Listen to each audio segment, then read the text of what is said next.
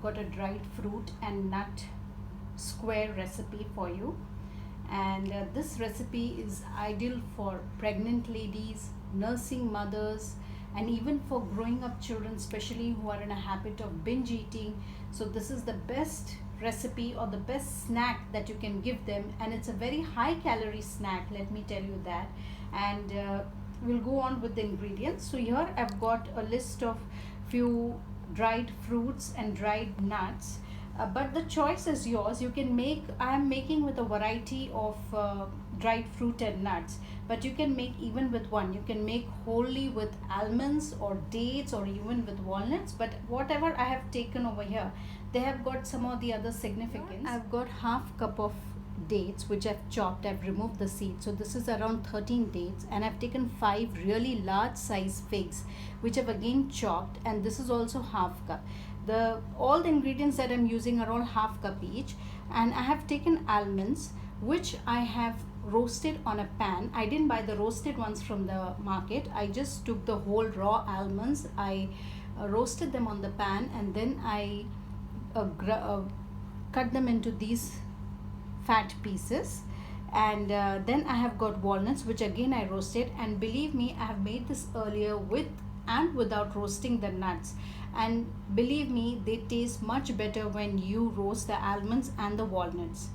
Then I've got half cup of raisins, half cup of pistachio apricots, half cup of pistachio, and half cup of dried cherries. Like I said, the variety over here is up to my liking, so you can put any of your choice. Now if you see the dried cherries, they're a bit tart, so they're going to balance the flavor with the almonds and the figs, with the dates and the figs.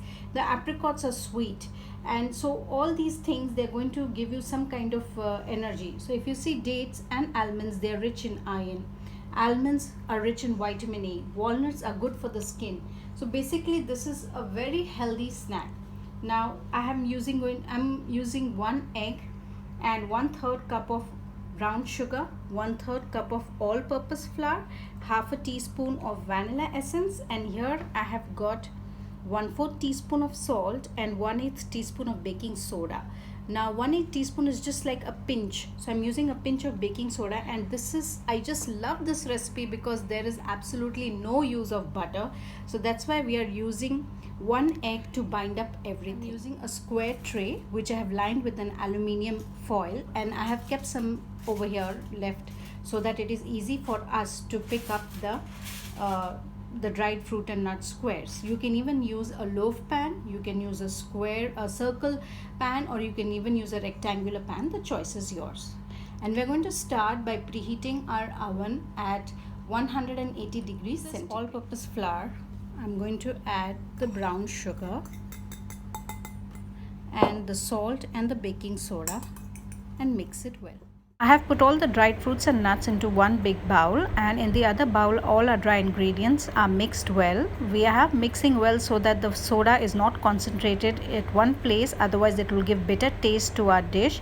Now I'm going to pour in the dried flour over the dried fruits and nuts, and make sure to mix it well so that all the dried fruits and nuts are well coated with the flour.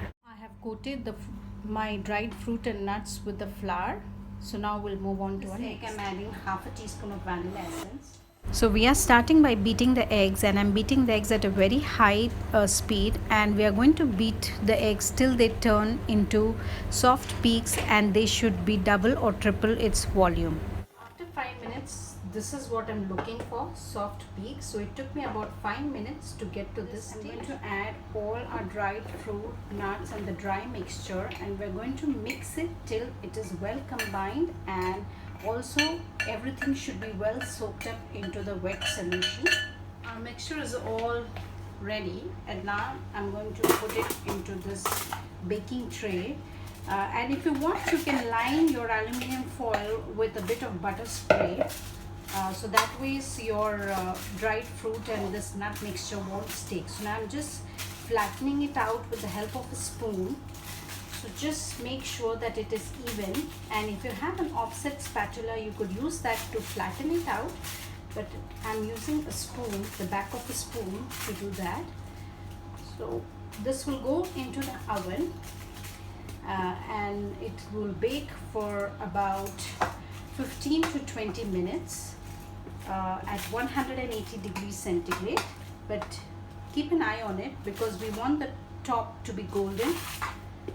And this is how we're just going to flatten, and now it's going to go into the after 15 minutes my dried fruit and nut squares is ready. Be careful because sometimes the raisins might just get burnt very quickly. While it is still hot, we'll just cut out our squares and then we will let it rest for about 10 to 15 minutes and then remove the aluminum foil, flip it over and then pull back the aluminum foil and then remove our squares. So friends, here are dried fruit and nut squares are ready. They are ideal for traveling, and you can even gift them during Diwali or Christmas or any other festival that is coming up, and they can stay very well into the refrigerator for up to a month.